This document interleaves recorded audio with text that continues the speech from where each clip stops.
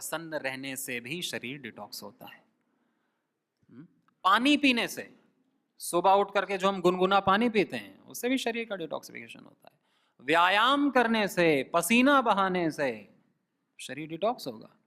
पूरे हमारे जो स्किन के पोर्स हैं शुद्धिकरण हो जाता है। स्वेट ग्लैंड्स उनको शुद्ध करते हैं, शरीर के टेम्परेचर को मेंटेन करते हैं।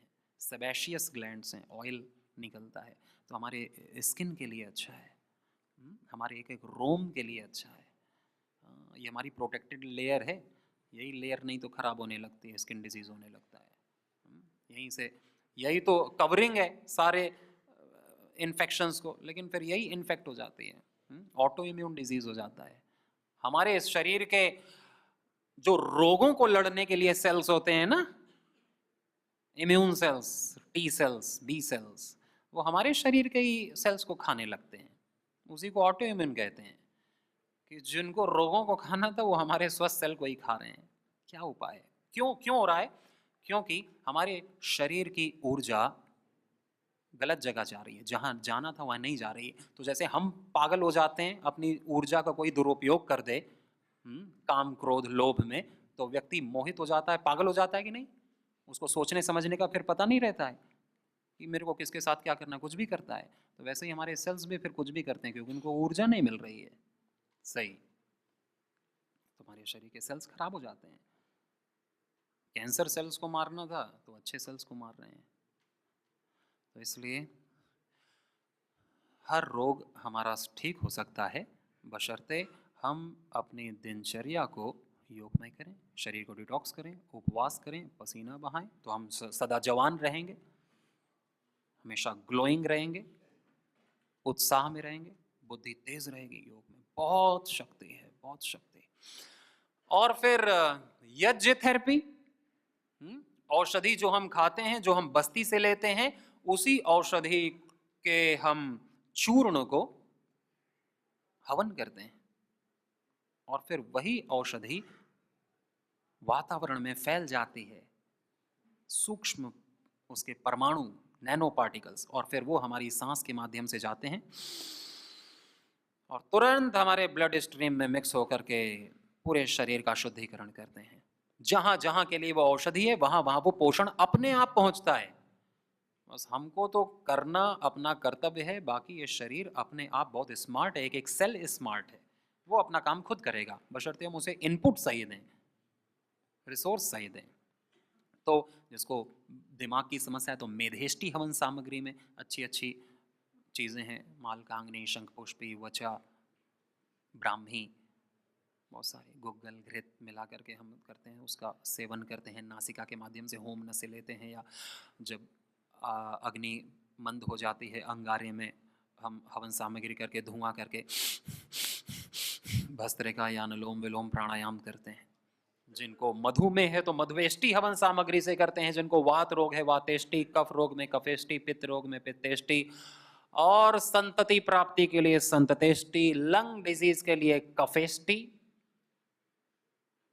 हवन सामग्री है, कैंसर के लिए कर्कटेष्टि, है ना। तो ऐसे ही, और हम काढ़े भी अपना यूज कर सकते हैं। सर्वकल्प क्वाथ है लीवर के लिए, वृक्क दोष है किडनी के लिए, अश्मरीहर है किसके लिए, स्टोन के लिए, पथरी के लिए, चर्मेष्टि चर्म के लिए, और फिर उसी को स्टीम बॉक्स में बैठा करके उसको धूम्र देते हैं, जिसको चर्मेष्टि है, यानी जिसको चर्म रोग है चर्मेष्टि का धूम्र देते हैं। वात रोग में वातेष्टि का धूम्र, वातेष्टि धूम्र की स्टीम देते हैं। जिसको साइनस है, खर्राटे आते हैं, माइग्रेन होता है, नींद नहीं आती है, थायराइड की प्रॉब्लम है, उसको होम नस से देते हैं, उसी धुएं का नस से देते हैं, कि वो नाक से ले दूसरी नाक से निकाले, नाक से ले मुंह से निकाले, 5 बार 5 बार 5 बार ऐसे। तो गलत चीज का धुआं लेंगे तो रोग होगा। अगर हम तंबाकू का या गांजा का धुआं लेंगे तो फिर तो नाश होगा शरीर का। या हम पॉल्यूशन सूंघें, दिल्ली में कितना पॉल्यूशन, मेट्रो सिटीज में रहता ही है, टायर उड़ उड़ के जा रहे हैं, उसके कार्बन्स, पेट्रोल के, डीजल के, फैक्ट्री के। तो अच्छा धुआं हमें लेना चाहिए, औषधियों का, घृत का, गुग्गल का, नहीं तो गाय के घी का दीपक भी हमारे रूम की ऑक्सीजन को शुद्ध करता है, ऑक्सीजन के प्रोडक्शन को बढ़ाता है गाय के घी का दीपक। तो हमें अपने रूम में लगाना चाहिए कि हमारा वातावरण तो कम से कम पॉजिटिव हो, वातावरण में नेगेटिविटी नहीं होनी चाहिए। और उस वातावरण में पॉजिटिविटी होती है जहाँ यज्ञ होता है, जहाँ जप होता है, भक्ति होती है, स्तोत्र पाठ होते हैं, भगवान का ध्यान होता है। नेगेटिविटी का वहाँ प्रश्न ही नहीं है। तो ये थी शरीर के शुद्ध होने की प्रक्रियाएं, ठीक। और मन शुद्ध तो फिर तो सत्संग है, सत्संग से और सच्चिंतन से, ध्यान से मन की शुद्धि है। फिर दूसरा है रक्त मोक्षण, जो रक्त दूषित हो गया है उस रक्त को बाहर निकाल लिया जाता है। नहीं तो फिर वहीं पे दर्द होता है, इन्फ्लेमेशन होता है, सूजन होती है, रेडनेस होती है, गर्म हो जाता है, पेन होता है, स्वेलिंग होती है। तो वहां पर श्रृंगी चिकित्सा घुटनों पर, यहाँ पर जिसके नेगेटिविटी है, सर दर्द ज्यादा होता है, यहाँ पर भी श्रृंगी चिकित्सा करते हैं। कंधे पर करते हैं, सर्वाइकल है, फ्रोजन शोल्डर है, गर्दन नहीं उसकी मुड़ती है तो श्रृंगी चिकित्सा करते हैं। वात रोगों में बहुत ही उत्तम है। एड़ियों का दर्द होता है, एड़ी बहुत, तुरंत एक बार में ही एड़ी का दर्द गायब, जो सालों से था उसको। यूरिक एसिड बढ़ जाता है किसी गलत खान पान से, एल्कलाइन चीज़ें नहीं लेते हैं, एसिडिक चीज़ें ज़्यादा लेते हैं। तो और लीच थेरेपी स्किन डिजीज में, जिसके चेहरे पर बहुत दाग धब्बे दाने हैं तो लीच लगाता है। लीच थेरेपी तो पेन के लिए भी अच्छी है, ब्लॉकेज के लिए भी अच्छी है। कोरोनरी आर्टरी डिजीज में भी लीच का बहुत लाभ है, ब्लॉकेज में। और शरीर में कहीं भी ब्लॉकेज हो, लीच वहाँ की नेगेटिव एनर्जी को, वहाँ की ब्लॉकेज को खोल देता है और रक्त दूषित को चूस लेता है। और शरीर में वो एंटीकोगुलेंट फैक्टर होता है उसके लार्वा में, और वो अपने जो सलाइवा मिक्स करता है वो रक्त में मिक्स होकर के पूरे शरीर में घूमता है और शरीर में जहाँ जहाँ ब्लॉकेज हो उसको खोलने का काम करता है। लीच बहुत बड़ी चीज़ है, लीच थेरेपी। तो लीच थेरेपी कराते हैं। रक्त मोक्षण कहते हैं। वात मोक्षण, वात का गवाशा थेरेपी है कि जहाँ पर वात ज़्यादा क्रूर हो रखा है, पास नहीं हो रहा है वात, तो फिर गवाशा लेकर के जो गाय की सींग से बनता है, फिर उससे यहाँ पर, या पत्थर का बनता है विशेष पत्थर का, तो यहाँ पर वहाँ की कैपिलरीज को इफेक्ट करके उस नेगेटिव एनर्जी को पास किया जाता है, वात को पास किया जाता है और तुरंत लाभ होता है। दर्दों में वात मोक्षण, रक्त मोक्षण, दर्दों में एक्यूप्रेशर, एक्यूपंचर, ओजोन थेरेपी, पोटली मसाज, ये बहुत लाभकारी है। बाकी काढ़े, पीड़ांतक वात आदि आदि, औषधियाँ, पीड़ानिल, लेप, पीड़ांतक लेप, ऑइंटमेंट, एक एक रोग के लिए षटकर्म भी है। रोगानुसार योग, प्राणायाम, ध्यान, योग निद्रा तो है ही। नेचुरोपैथी की बहुत सारी चिकित्साएं हैं, जल चिकित्सा, मिट्टी चिकित्सा, सूर्य चिकित्सा, आहार है, आहार चिकित्सा, पंचकर्मा है, पंचकर्म, और रक्त मोक्षण और वात मोक्षण और शांत प्राकृतिक वातावरण में निश्चिंत रहना, तो फिर व्यक्ति जल्दी हील हो जाता है। इसी को कहते हैं integrated yoga practice, integrated therapies, integrated medicine, integrated medicine. Naturopathy में ऐसी बहुत सारी चीजें हैं जो हम अपने घर पे कर सकते हैं, निःशुल्क कर सकते हैं। बस हमें उस चिकित्सा का पता हो, वो हम सीख सकते हैं खुद भी। तो हम ज़्यादा से ज़्यादा अपने साधकों को लाभ दें, क्योंकि बिना लाभ के कोई कुछ करता है नहीं और बिना लाभ के कोई जुड़ता है नहीं। बिना लाभ के तो केवल निष्काम व्यक्ति ही कर्म करता है ना, बिना स्वार्थ के योगी, क्योंकि वो दूसरों का लाभ देखता है कि इनके लाभ में ही मेरा लाभ है, राष्ट्र के लाभ में मेरा लाभ है। तो उसके लिए अपना लाभ कुछ नहीं है, उसके लिए बस भाई सेवा करने में ही मेरा लाभ है, भोग करने में तो मेरी हानि है। इसलिए हम अगर सच्चे शिष्य बन जाते हैं तो गुरु का आशीर्वाद सदा हमारे साथ रहता है, और अगर हम सच्चे शिष्य नहीं बन पाते तो गुरु साथ रह करके भी, ईश्वर हमारे भीतर हृदय में बैठे हुए भी हमें उसका कोई लाभ प्राप्त नहीं हो पाता है, कोई लाभ नहीं। ईश्वर सर्वव्यापक है, यहाँ भी है, सारी दैवीय शक्तियाँ यहाँ भी हैं, लेकिन वो उसी से कनेक्ट हो जाएंगी जो उनसे कनेक्ट होना चाहेगा। उसका प्रोसेस सद्भाव, सत्कार, योग, समर्पण, शरणागति। तो इसलिए सूर्य चिकित्सा, जितना हम प्रकृति के बीच में रहेंगे उतना प्रकृति हमको डिटॉक्स करेगी। तो हमें नंगे पैर घास पर चलना चाहिए, मिट्टी पर चलना चाहिए। जिनको कमर दर्द है, घुटने का दर्द है, तो उल्टे चलना चाहिए। जैसे हम सीधा चलते हैं वैसे ही उल्टा, बैकवर्ड वॉकिंग 10-15 मिनट। कमर दर्द में, एड़ियों के दर्द में, घुटनों के दर्द में सबसे अच्छी है चिकित्सा। बोलो जिसको घुटने का दर्द है 10-15 मिनट चला करें। सूर्य त्राटक, ऊर्जा आती है, उत्साह आता है, बल आता है, बशर्ते फिर हम उस बल को अच्छी जगह लगाएं भी, नहीं तो फिर उसका लाभ नहीं, हानि होती है। तो सूर्य की रश्मियां हमारे शरीर में पड़ती हैं तो हमारे स्किन के लिए, मसल के लिए, हड्डियों के लिए अच्छी हैं। विटामिन डी प्राप्त होता है उससे, स्ट्रेस फ्री हो जाते हैं शुद्ध वातावरण में। तो इसलिए प्रकृति के साथ जीने का हमको संकल्प लेना चाहिए कि हम जितना सिंथेटिक चीज़ों से, सिंथेटिक ड्रग्स से, सिंथेटिक केमिकल्स से जितना बच सकें उतना अच्छा है। जितना हम ऑर्गेनिक आहार ले सकें, विष मुक्त जितना हमारा आहार हो सके उतना अच्छा है। विष मुक्त वातावरण में हम जितना रह सकें उतना अच्छा है। तो अपना हमें वातावरण खुद चुनना है, और अगर हम हैं उस क्षेत्र में तो फिर हमको अपना योग अभ्यास बढ़ाना है और इसको कराना भी है। तो रोगानुसार योग अभ्यास, जैसे कि थायराइड के लिए, किसी को थायराइड हो जाए तो कौन सा योग अभ्यास कराएंगे?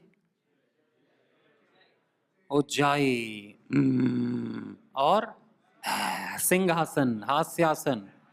आसनों में सर्वांगासन, हलासन, मत्स्यासन, उष्ट्रासन, अर्धोष्ट्रासन, अर्धचंद्रासन, गले का सूक्ष्म व्यायाम, जालंधर बंद, एक्यूप्रेशर, एक्यूप्रेशर के साथ साथ भी उज्जाई के साथ साथ हम ये सारे आसन कर सकते हैं, उज्जाई के साथ साथ, ठीक। और किसी को यदि पेट की समस्याएं हैं, लीवर, किडनी, आंतों की, तो प्रोस्टेट आदि की, तो कौन सा आसन करना चाहिए? मंडूक आसन, योग मुद्रा आसन, गोमुख आसन, वक्रासन, अर्धमत्स्येंद्रासन। ये बैठ करके, फिर लेट करके पवन मुक्तासन, उत्तान पादासन, नौका आसन, पादांगुष्ठ नासा स्पर्शासन, जो कर सके। मरकट आसन भी रिलैक्सेशन के लिए भी है, पेट के लिए भी है, कमर के लिए भी है, हार्ट के लिए भी है, पूरा शरीर उससे ट्विस्ट होता है। और इन आसनों को फिर हम धीरे धीरे कपालभाति के साथ भी कर सकते हैं। इन्हीं आसनों को हम बाह्य प्राणायाम के साथ भी कर सकते हैं। बाह्य प्राणायाम भले ही जालंधर बंद लगे ना लगे, किसी किसी आसन में नहीं लग पाता, तो हम मूल बंद तो लगा के रख सकते हैं और उड्डयन बंद लगा के रख सकते हैं। तो इनफर्टिलिटी की प्रॉब्लम्स में भी बहुत फायदेमंद होते हैं। इनफर्टिलिटी के लिए भी हम पेट के सारे आसन कर सकते हैं, प्लस सर्वांगासन, हलासन ये भी कर सकते हैं, सेतु बंधासन ये भी कर सकते हैं। तो ये सारे आसन, और ये सारे आसन में कोई अगर 3 भी आसन कर ले अच्छे से, और एक आसन का समय कितना होना चाहिए करने का? 10 से 20 मिनट। 10 से 20 मिनट लगातार करे तो बहुत अच्छी बात है, नहीं तो 3 बार में कर ले। और तेज तेज कपालभाति नहीं कराना रोगी व्यक्ति को, जिसका अभ्यास है तो कोई बात नहीं, लेकिन जिसको अभ्यास नहीं है उसका पेट दर्द कर जाएगा, कमर दर्द करेगी, बीपी शूट होगा और फिर वो करना छोड़ देगा कि इससे तो मेरे को हानि हो गई। तो कपालभाति कैसे कराना चाहिए?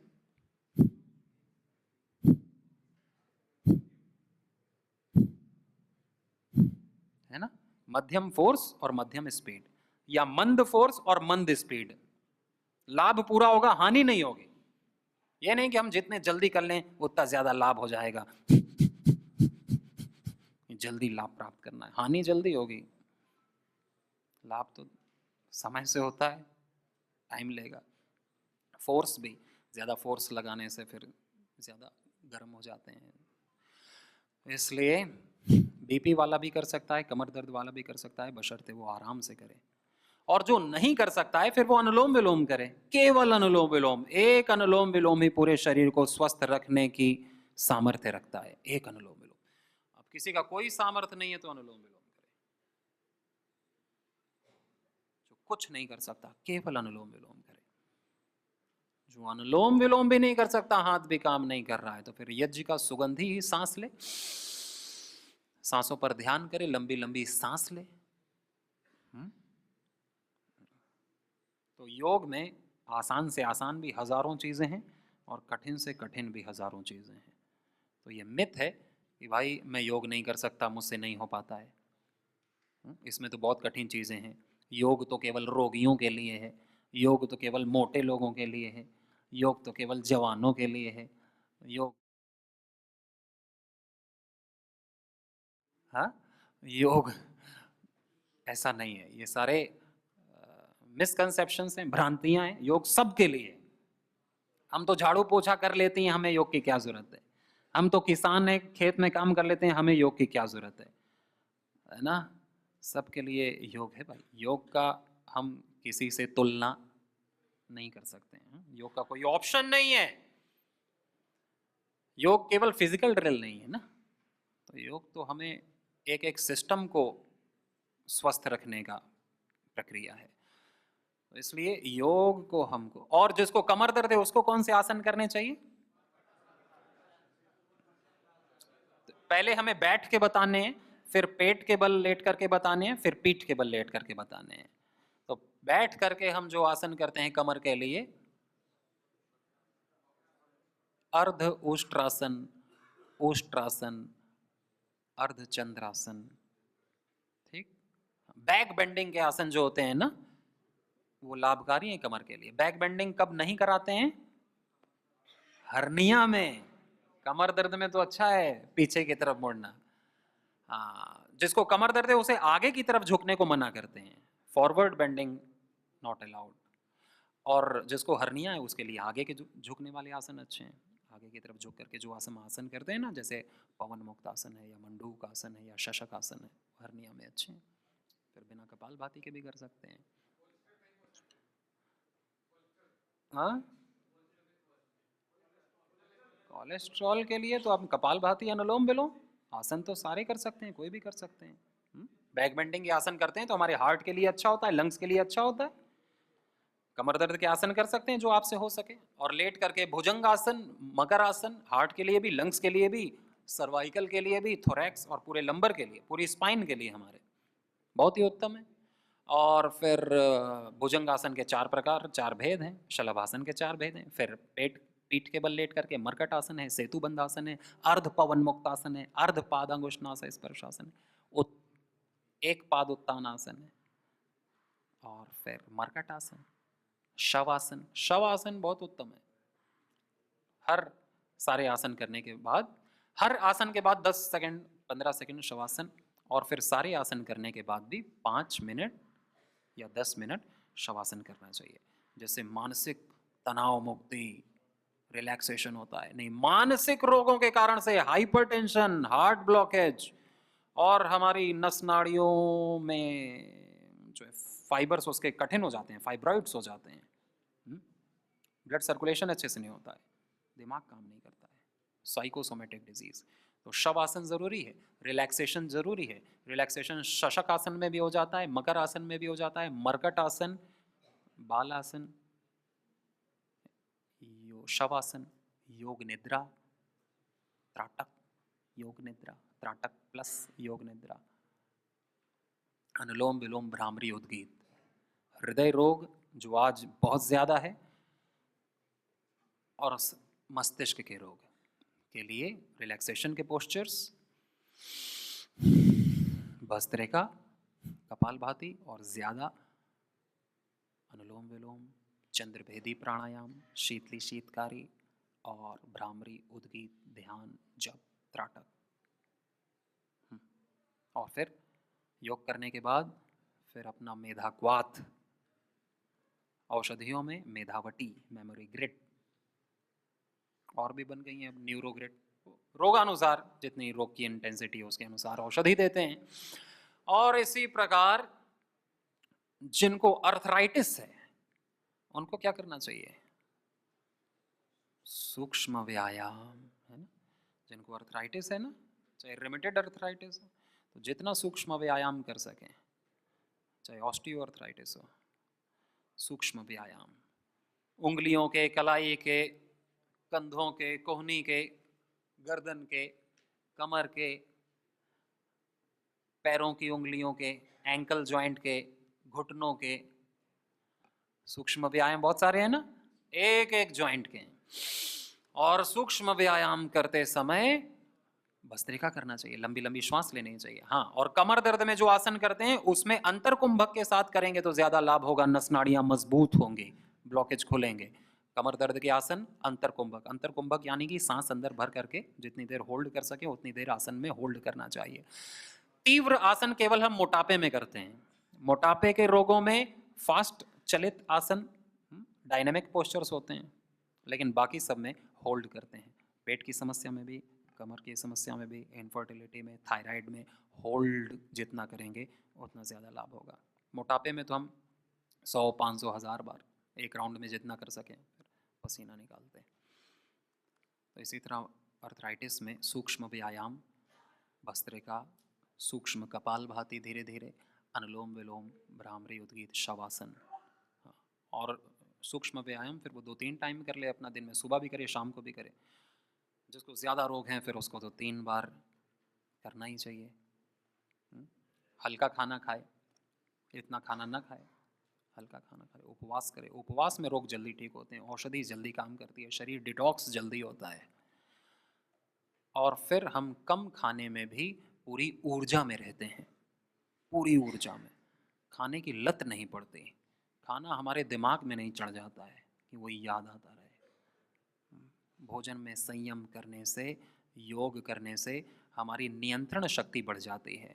असंयम को हम नियंत्रित कर सकते हैं। इंद्रियों पर नियंत्रण, शम दम, इंद्रियों पर नियंत्रण, मन पर नियंत्रण, ये बहुत आवश्यक है और ये शक्ति केवल योग से प्राप्त होती है। तो इसलिए सुबह ब्रह्म मुहूर्त में उठ करके, पानी पी करके, फ्रेश होकर के अपना योग अभ्यास, औषधि का सेवन, तुलसी, नीम, शीशम, पीपल, आंवला, एलोवेरा, गिलोय, अश्वगंधा, अच्छी चीज हमारे पेट में जानी चाहिए। निरोगी व्यक्ति भी इसे ले तो उसका लाभ है, सदा स्वस्थ रहेगा। रोगी व्यक्ति के लिए तो है ही फिर। और इस प्रकार रोगानुसार आसनों का क्रम, यज्ञ पूर्वक योगाभ्यास, षटकर्म पूर्वक योगाभ्यास, और फिर जितना हम नेचुरल खाएंगे, ऑर्गेनिक खाएंगे, रॉ खाएंगे, उतना हमारा शरीर खिला खिला, हल्का, निरोगी और मन भी स्वस्थ रहेगा। फिर हम अच्छे से सेवा कर पाएंगे। सेवा मुख्य है, फिर हम अच्छे से सेवा कर पाएंगे, उत्तम सेवा कर पाएंगे। और फिर हम परम पूज्य स्वामी जी महाराज जी को सुनते हैं, उनको धारण करते हैं और उन्हीं से सीखी गई बातों को ही हम चारों तरफ बताते हैं, उसका प्रचार प्रसार करते हैं। तो आज के लिए इतना ही।